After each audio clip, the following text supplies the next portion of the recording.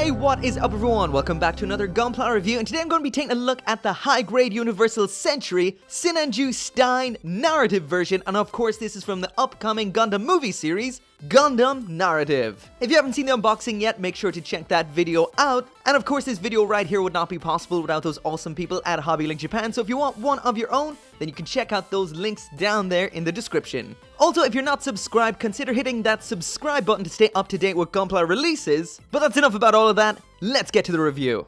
So this right here is the Sinanju Stein narrative version, or you could just call it the Sinanju Stein Unit 2. Out of the box, snapped together with some panel lining, and just like you guys voted in the last video, I did pull my finger out and paint the white details, somewhat poorly, on the sleeves, iconography on the wrists and chest. So, goodbye stickers. On the whole, I absolutely love this. This is one beautiful looking high-grade kit. Popping it down right beside the Master Grade shows just how epic this little kit is. Looks-wise, it matches the 1/100's detail almost perfectly, and for this size, that is impressive.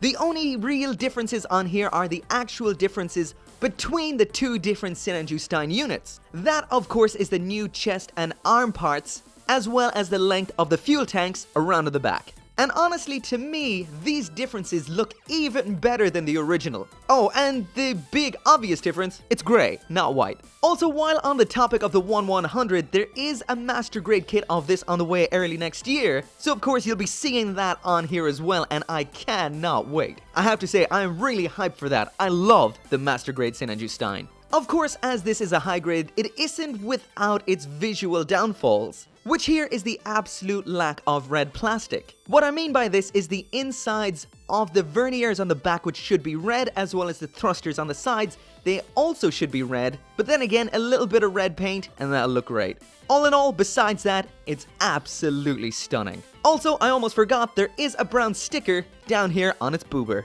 As for a size comparison, here it is next to a standard size Gundam, which is the 00 Sky, the real grade Unicorn Gundam, glorious, and once again, the 1/100 Sinanju Stein. Also, there is one more thing I want to add back into my reviews, which I completely forgot over the last year, and that, of course, is shelf presence. How good does this thing look once it finally ends up on your shelf with the rest of your collection? So in order to test how big of an impression it makes, I'm not going to tell you where it is. If it has enough shelf presence, you'll be able to spot it. Moving right on into the accessories, and the Sinanju Stein narrative version is packing some serious heat. In here we get 6 hands, 2 beam sabers, the shield, bazooka, and the high beam rifle. First off is the hands, and in here we get a pair of fists, a pair of holding hands, a beam rifle holding hand, that's a right hand, and a widespread left hand. It is a bit odd, and it is worth noting that there are 6 hands but only 5 hand back armor bits. So that means one hand will always be lacking one, and you're gonna have to switch them around.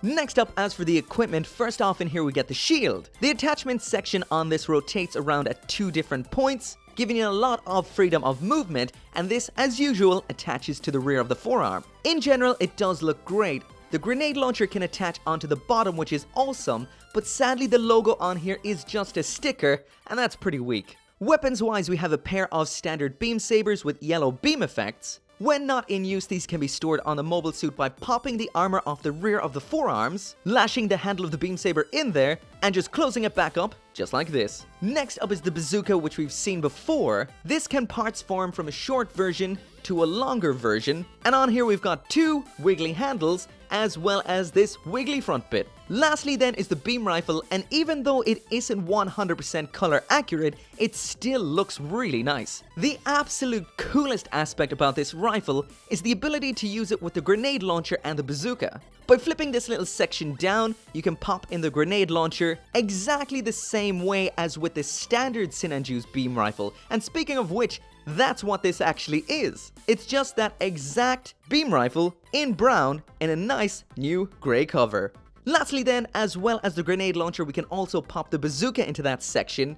But this absolute monster of a weapon, as awesome as it looks, is a little bit too much for the Stein to handle. So you're going to get quite a bit of joint sag with this behemoth. Next up is the articulation and the build, and this kit, unlike its real grade cousin, is solid as a rock. Articulation wise, at the head we have up and down, all the way around, tilt, moving down, and at the torso we have pretty much nothing. This is like a brick. A whole lot going on at the shoulder. It can pull out like this, forward and back at that point, up and down, rotation here, some flippy flappy, even more rotation here. The bend at the elbow is okay, no master grade level here, and a standard ball and socket wrist. Moving down a bit further and we have a ball and socket at the waist, which really just gives you the spin.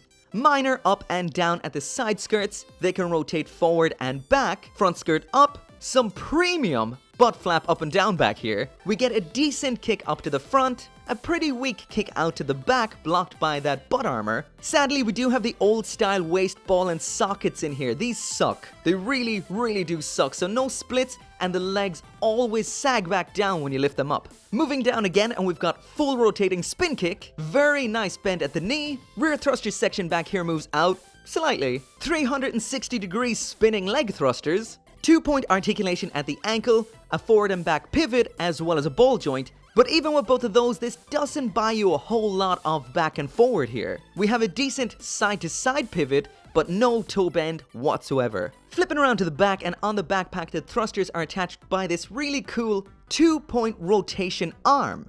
A ball and socket closer to the central section of the backpack, and a rotating peg at the further one, which gives you quite a bit of round and round motion here. Last thing we have down here then are the fuel tanks, which are attached by a standard ball and socket, and for those of you curious about the backpack connector, it's just a single peg. So that is it for the review, and this right here is one awesome high grade. This, without a doubt, is gold tier, and a standard that all high grades really should aim for. It looks beautiful, it's solid, the articulation is very nice, and the accessories rock. As usual, once again, if you do want one of your own, there is a link down there in the description. Again, don't forget to subscribe to stay up to date with Gunpla releases. Thanks for watching, and as always, I'll see you next time.